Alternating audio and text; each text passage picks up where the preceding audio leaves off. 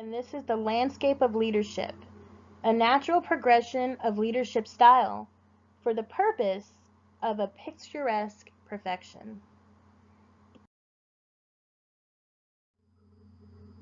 On behalf of our great organization, I would like to thank you for participating in this program. The atmosphere we create is what determines how well we will execute our roles as leaders and how effective we are. I know each and every one of you taking this seminar is interested in improving your leadership skills. The brief journey we are about to take together will not only teach you a few things about being a leader and in leader and follower relationships, but maybe even might teach you something about yourself. There are times it is appropriate to be a leader, and other times when it is appropriate to play the role of a follower. Every one of us has potential as a leader. This can be an indolent yet inherent process. On an expedition to find one's own leadership style, utilizing concepts such as organizational studies, leadership as a relationship builder, envisioning in leadership as a social architect can transform any terrain and cultivate the most efficient and enjoyable workspace. Choosing a leadership style is contingent on one's own attributes. As for myself, I like to operate under authentic leader ideals. Knowing and analyzing your own personality type will help decide what kind of phenomenal leader you can be. The development of these skills will surely shape the landscape of leadership and personal leadership potential for you. The key concepts we are going to cover are organizational studies, leadership as a relationship builder, envisioning in leadership as a social architect. I'd like to begin first with organizational studies. Organizational studies is the examination of how individuals construct organizational structures, processes, and practices, and how these, in turn, shape social relations and create institutions that ultimately influence people. How do we create work atmosphere through relationships? We do this by using inherently human concepts like emotional intelligence to synthesize functional results like clan-like behavior and employee allegiance. To put it simply, it's making people care about the job that they are doing and the people they're doing it with. We are going to showcase the way managers build relationships or personal contracts and how they fulfill them. Thus, the manner in which personal contracts are fulfilled really does matter. And the organizational identity is something that is cultivated and can have endless foundational roots. So this is a concept I like to call the cave. Facilitating emotional intelligence as a leader can help build strong bonds with the desired followers. First, one must understand the emotionality on both sides is a delicate balance. A manager with a great emotional intelligence is a key component in the development of emotional and social attachments that promote organizational identification. Developing and grooming one's own emotional intelligence as a leader will make one able to facilitate and effectively navigate interactions with each other because of his or her ability to communicate using the symbolism of emotion towards certain objectives. Emotional intelligence creates a connection that allows a leader or manager to build what I call a cave, a protected, safe emotional space for followers to feel comfortable in. This can help promote clan-like behavior of the employees by demonstrating and implementing emotional safety. Why is the social cohesiveness of the cave important? The resulting environment creates perception of a clan-like organizational culture for the employees, which in turn relate to the holding perspective of organizational identities. Here, the cohesive group interest becomes the shared goal. This is, of course, the mentality a manager would like to create. Employees who are enthusiastic and personally invested in any leader's priority. High emotional intelligence creates and allows an atmosphere where this is possible. Then anything is possible. Personally, I have benefited as a leader and as a follower from this approach. Ecological contracts, excavation and development of the land. What other leadership style you may be drawn to, understanding psychological contracts is an imperative. As for myself, choosing to be an authentic leader and analyzing how people interpret transactional interaction and perceive balance is necessary. Change is a constant, and employees reach out to leadership during these stressful times when they are developing a host of emotion. At its basis, employees view psychological contracts as the reciprocal exchange of agreement between themselves and the organization, their subjective beliefs of what they owe their organization and what the organization owes them.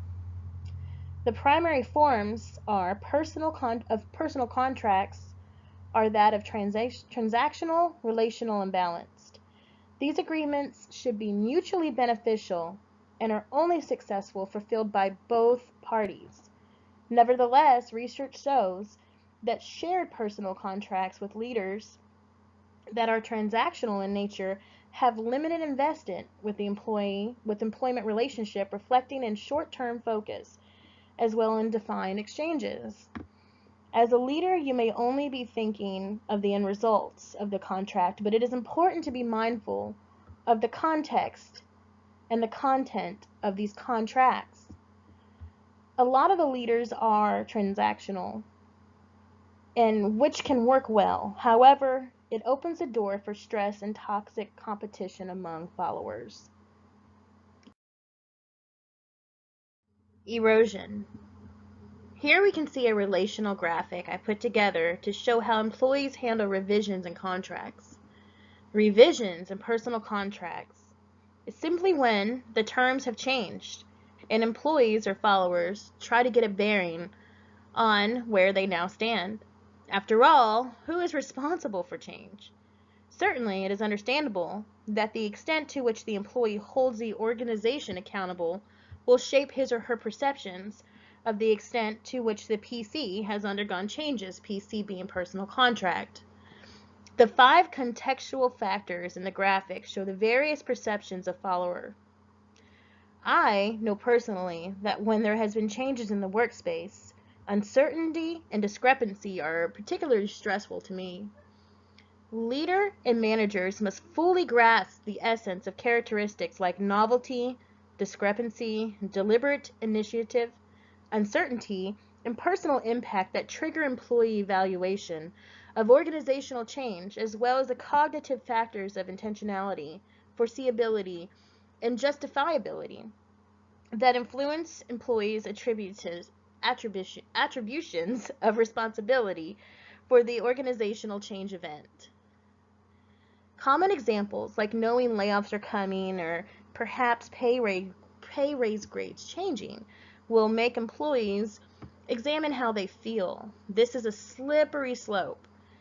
The allegiance to the leader and the organization can diminish, and contentment declines.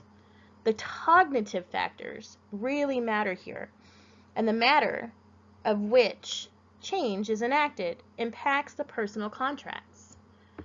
So over to the right, we can see the contextual factors and the cognitive factors, and we can see those kind of pinching in, leading to the revision in the personal contracts. Making sense of the scenery. As I mentioned in the previous slide, context of contracts are important, and when the context undergoes transformation, it's expected to lead to revisions in the terms of the relationship. The pyramid I constructed to the right shows the building blocks of employee allegiance.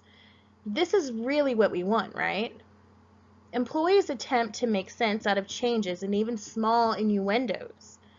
A secure leader-follower relationship, in addition to positively negotiated contracts, will reinforce attachment, so it minimally affects during change. Positive and authentic interactions that successfully negotiate personal contracts or a formidable base. So you can see the bottom two blocks here are made from positive interaction. The peak of the pyramid is the desired product. So emotional attachment, which is with personal identification with the organization. Secure emotional attachment with personal identification is the peak. This emotional attachment and personal identification with the organization produces long-term employment to employees, and loyalty capturing not only employees' identification and commitment to the employer, but also employees' responsibility in supporting the well-being and interests of the employees.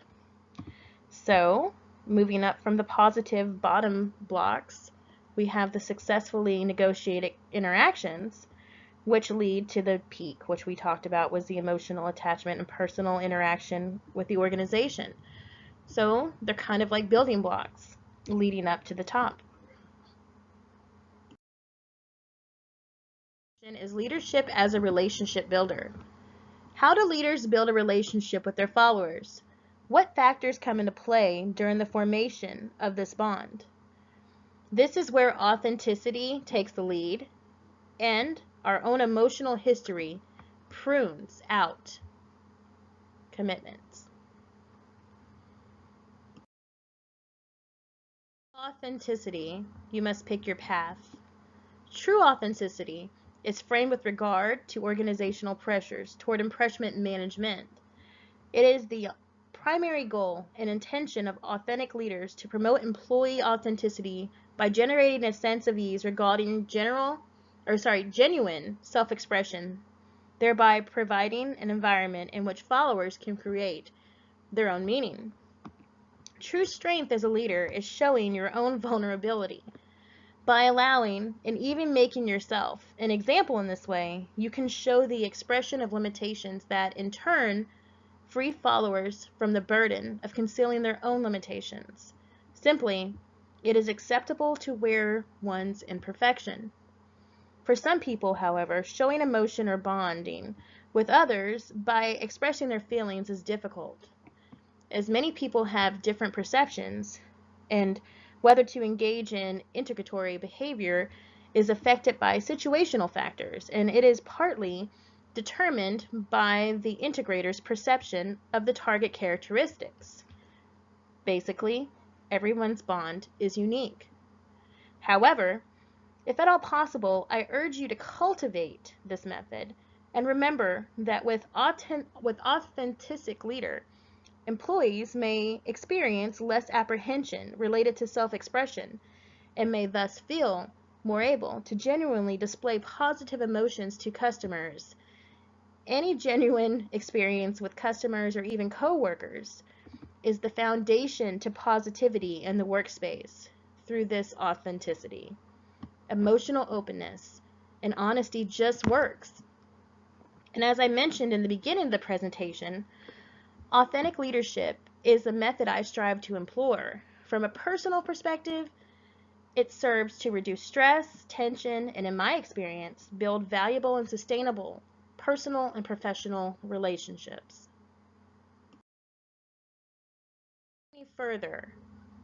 Before we go any further, I think we need to take a little alternative route, a little side quest here. We need to speak about social theory. Being a member of a group helps define us. The kinds of groups we belong to help define who we are in the world. Nevertheless, the leaders of the groups we are a part of help define the followers' ascribed goals and even morals. As a leader, trust and respect is earned. They are prerequisites to trustworthiness, such as perceived benevolence, good intentions towards the other party, integrity, adherence to a set of moral principles, and ability that the other party is able to realize the intentions.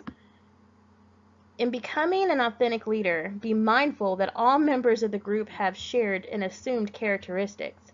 People want to be a part of what speaks to them.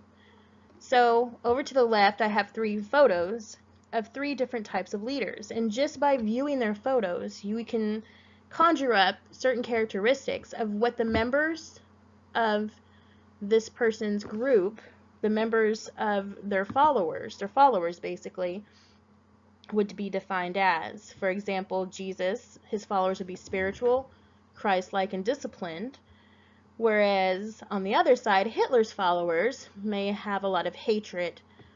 They might have a lot of loyalty, and they're also agenda-driven, which in his case was not such a great thing. And in the bottom, we have MLK, Martin Luther King Jr., who his followers, they like to enact justice. They were famously using perseverance, and they also practiced servitude or service to the community. Okay, getting back on track, we need to talk about the roots. So the roots are basically the typology and combination of leader-follower attachment styles associated with authenticity. Just as a natural history shapes the landscapes, our history shapes us. Attachment styles clearly demonstrate that individuals have internal working models that are influenced by both early developmental experiences and relationships later in life. We all bring something to the table. So when it comes to leader-follower attachment styles, many combinations present. As someone who strives to be an authentic leader, I think it's best to remember that authentic leaders understand who they are and attempt to foster congruence between their internal talents, feelings, and thoughts, and beliefs, and their externally oriented actions. The most interesting aspect of attachment theory is that one must even consider childhood experiences. To be more specific, a child's attachment to a parent sets an important path of development of an attachment working model. So this model is not determined and therefore open to change across within different relationships. So some people believe that the relationship you have with your parents sets a model, and some people believe that it doesn't, that you can also change this later in life. We know it is empirically suggested, however, that attachment security will facilitate development and enact the authentic leadership and followership. So what does this all mean? An example of combinations above put into context when we look at certain things, like for example, when we look at the ambivalent secure and the ambivalent ambivalent dyads are also pseudo-authentic because both the leader and the follower may consider the relationship to be authentic. Non-authentic relationships include one avoidant and one secure member in the leader-follower dyad. A conflicting example would be a characterization of some relationships being non-authentic because the avoidant individual is not likely to reciprocate the authenticity exhibited by the secure party. The term anti-authentic means that one member of the dyad is avoidant and one is ambivalent. This would be the least functional and possess the lowest potential for authenticity because both the leader and the follower possess the insecure. Authenticity void simply means that both parties have no attachment because both are avoidant to close connections. So these combinations up here, they really matter when trying to make an attachment style to the followers, and they also help you navigate on what your course of action should be, dependent on the follower and on the leader as well. Theoretical connections between authentic leader and followerships and secure attachment style. So I made a little pie chart over here. On the pie chart we have self-awareness, relational transparency, balanced processing, and internalized moral perspective. The authenticity of a leader and the overall atmosphere of the workspace is vital to the success of employees. It is important to remember that authentic leadership theory posits that the authentic leader and followers is influenced by their personal histories. So we all have had related with each other in the past and either negative or positively deemed it how we currently relate with one another, namely in the work environment. Authentic leaders strive to make space that is open and honest. When secure attachment style is presented, there are theoretical connections that describe the aspect of this attachment style. So when the desired one is presented, the most desired one, this is what it kind of looks like. You'll see self-awareness, which gives us greater introspective, as I mentioned before. Over to the relational transparency is seeking open feedback. Authentic leaders use the balance positivity when relating to this attachment style, which means the interest of the group. They're imploring to the interest of the group, and even if there is no personal benefit for the leader or even for the follower, if you want to think of it that way. Thus, the internalized moral perspective, these people are less likely to lie and cheat. These are all positive ways employees can relate with management, which is good for the overall organization. I strive to cultivate secure attachment with each and every follower employee because it is beneficial for us both. We should strive for secure attachment styles always. Is visioning in leadership as a social architect. Seeing the forest for the trees. Cultivating an environment of leadership through a common vision. Leadership styles help employees envision their goals and achieve them efficiently. There are many methods to achieving a unique dynamic through leadership concepts for each company. Some leaders can be transformational, some can be executive, and some visionary. However, the objective of these methods is using motivating incentives by means of common goals. To put it plainly, looking at the bigger picture. Scenic. To be a visionary leader, one must paint an elaborate picture for the purpose of followers to feel more efficacious, identify with the organization, and provide a sense of meaning and purpose in their daily work. The employees have a clear idea of what is expected out of them to reach communal goals. Leaders should make their followers envision their possible selves or their ideal selves. If one has a defined image towards work, it is easier to achieve their personal and professional goals. Using common metaphors are a successful way to relay an image of the ideal employee. Research suggests creating a familiar but vivid symbol to summon a mental picture of a vision, which made the vision more realistic and appealing for followers. And by promoting a desirable vision, by using specific rhetoric, metaphors, image-based words, a leader may make a vision more appealing for the followers. A common metaphor we use in our organization is diplomatic, decent, duty, delight. These words should invoke an encompassing image for the employees and a directional decree.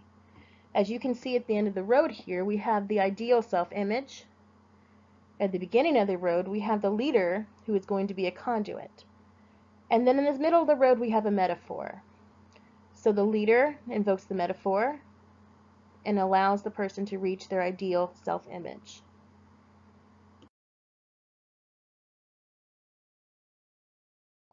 Terrain and tendencies. Transformational managers must generate pride and instill a sense of pride, underscoring the qualities, attributes, and strengths of employees. Managers must be in tune with employees and identify the needs, desires, values, and concerns of the employee, referred to as supportive leadership. They must give personal recognition by regularly motivating creative problem solving and intellectual stimulation, and they must inspire an unifying direction for the future called the vision. The words highlighted above are words of creation and of a forward momentum. The transformation process from merely what an employee feels to the cultivation of promulgation.